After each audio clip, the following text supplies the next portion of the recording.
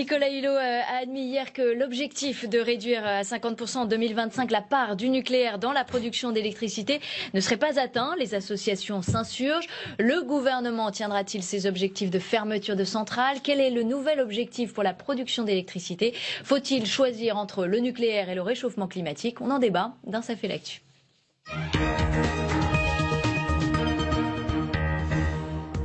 On en débat dans Ça fait l'actu avec Pascal Tournier, journaliste politique à La Vie. Bonjour Pascal. Bonjour Brigitte. Et avec Hugo Doménac. Bonjour Hugo, vous êtes journaliste politique au Point. Bienvenue à tous les deux. On va parler de cette décision du gouvernement de Nicolas Hulot de reporter l'objectif de baisse de 50% de la part du nucléaire dans la production d'électricité. Est-ce qu'on peut dire aujourd'hui, Pascal, que le gouvernement tourne le dos à la matière nucléaire finalement ? Ses objectifs. Disons que je pense que ça avait été déjà pendant la campagne ce qu'il avait toujours été dit en matière d'écologie, c'est faire preuve de réalisme, c'est-à-dire de vraiment de pas de tenir en tout cas les propos, leurs engagements. Donc là, je pense qu'effectivement ils se sont rendus compte que ce n'était pas jouable, donc ils ont préféré jouer la carte vraiment de la sincérité.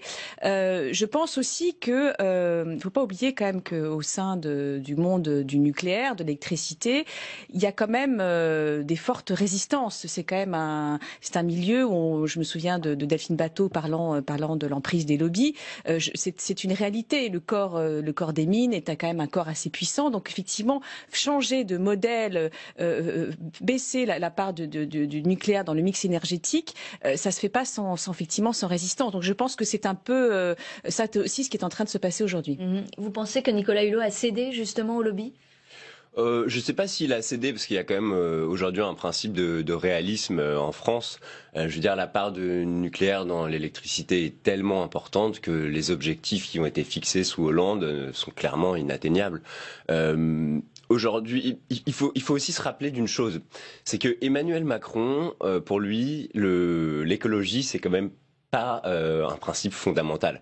L'écologie, ça a été quelque chose de totalement absent de cette campagne. Il s'est converti assez tard à l'écologie. Il s'est converti assez tard et il s'est sûrement et probablement converti à l'écologie pour des raisons qui sont géopolitiques, pour reprendre le leadership sur le monde, pour faire un bras de fer avec Donald Trump, pour faire un bras de fer entre le nouveau monde et l'ancien monde, pour briller, pour faire des coups d'éclat, des coups de com. Make our planet great again, c'est un avec slogan. Arnold Schwarzenegger. Avec Arnold Schwarzenegger, ça a été un des tweets les plus retweetés de l'histoire de Twitter. Donc, alors, pour lui, l'écologie, c'est un moyen de s'imposer finalement sur la scène internationale, sur la scène internationale et même en France, de parler aux États, de parler aux ONG, d'enjamber les USA, de parler aussi aux pays du Sud, comme a pu le faire De Gaulle. Donc voilà, c'est un moyen de s'affirmer, mais c'est pas forcément une conviction. Il a pas une sensibilité écologiste, Emmanuel Macron. Vous diriez qu'il est vraiment converti aujourd'hui à l'écologie? Je partage. Il y aura un sommet sur le climat très important au mois de décembre, 12 décembre à Paris. Ce que disait hier, je déjeunais avec quelqu'un de l'Élysée. Il y a un fil rouge dans sa diplomatie, dont je rejoins du coup à ce titre-là les propos d'Hugo. Il y a deux fils rouges dans sa diplomatie internationale. C'est la lutte contre le réchauffement climatique et la lutte contre le terrorisme. Donc effectivement, c'est un moyen, l'écologie, pour s'imposer effectivement sur la scène internationale. Et on le voit là, ce grand rendez-vous qui va avoir lieu au mois de décembre.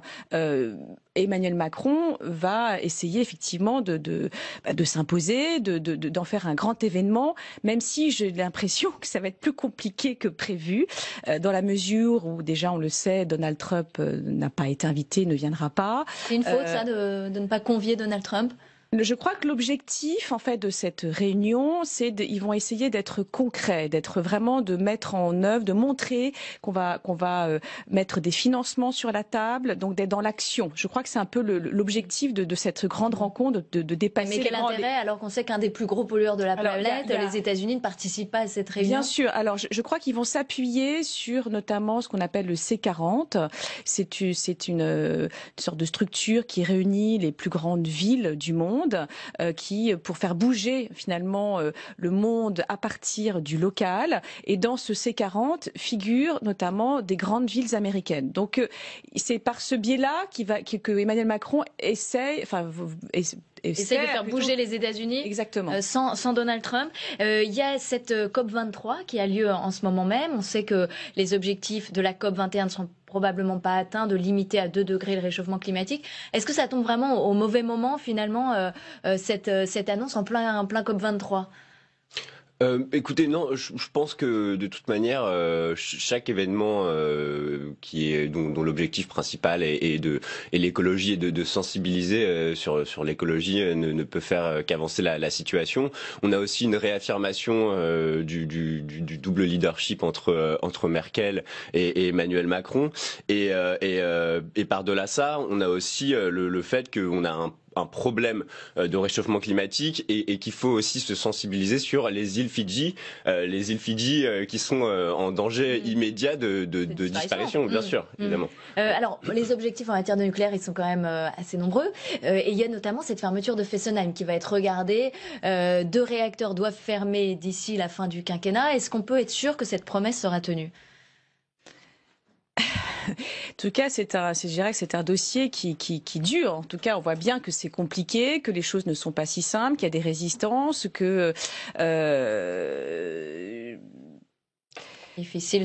Je pense que c'est difficile de le dire aujourd'hui. Je pense que il y en a un qui va avoir un problème. Effectivement, c'est Nicolas Hulot, dont on voit bien qu'il est coincé entre son envie de participer à vraiment au changement, à la transformation de la France en matière de transition énergétique, et en même temps, on voit bien qu'il est se rend compte de la difficulté de la tâche, peut-être. La tâche, exactement. Donc, je pense qu'il est partagé, ce qu'on appelle entre l'éthique de conviction et la réalité. Et la réalité. Est-ce que c'est un renoncement finalement pour Nicolas Hulot, là, un renoncement de plus?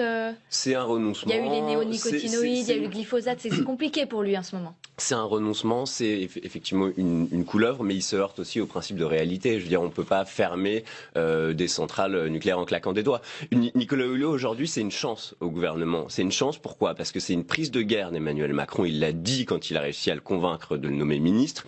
Nicolas Hulot, il est puissant politiquement.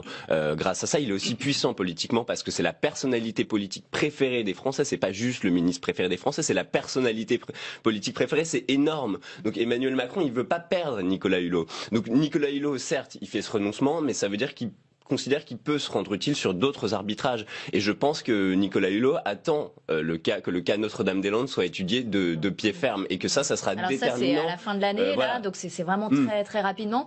C'est là qu'on saura si Nicolas Hulot reste au gouvernement ou pas. Il se donnait 1 an, je crois, pour être utile, pour savoir si effectivement il pouvait tirer son épingle du jeu. Et je pense qu'effectivement Notre-Dame-des-Landes est très symbolique pour les écologistes. On le sait. C'était un objet, un dossier qui avait été négocié au moment de l'accord entre le PS et des écologistes. Donc c'est vrai que c'est hautement symbolique.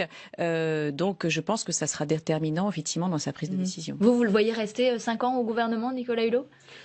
Avec Nicolas Hulot, on sait jamais, parce que bon, il a quand même un côté un peu diva, Nicolas Hulot, il faut pas l'oublier, il a des états d'âme, il les laisse filtrer, il est indépendant, je veux dire, il a pas toujours rêvé d'être ministre, Nicolas Hulot, il faut pas oublier que bon, il vit en dehors de la politique, qu'il a pas toujours fait de la politique, et qu'il a pas toujours rêvé d'être président. Donc je pense que s'il pense qu'il peut être utile, il restera au gouvernement. Mais ça veut dire qu'il peut claquer aussi la porte du jour au lendemain? Ouais. C'est effectivement, c'est un être assez indépendant. Nicolas Hulot, c'est pas un professionnel de la politique, mais je pense que Emmanuel Macron a dû lui réussir à le convaincre, comme il a réussi à convaincre pas mal de gens, parce que effectivement, c'est un moment, le cajoler particulièrement. Je pense que si effectivement il n'arrive pas à imprimer sa patte, quand est-ce qu'il peut le faire? Enfin, là, on est vraiment au moment où on peut transformer les choses, où on peut engager des nouvelles directions. Donc c'est effectivement, s'il renonce, il renonce pour toujours. Merci Pascal Tourné d'avoir été avec nous ce matin, journaliste politique à la vie. Merci Hugo Domenac, journaliste politique au Point. Et tout de suite, c'est la culture avec Christophe Rombarieux.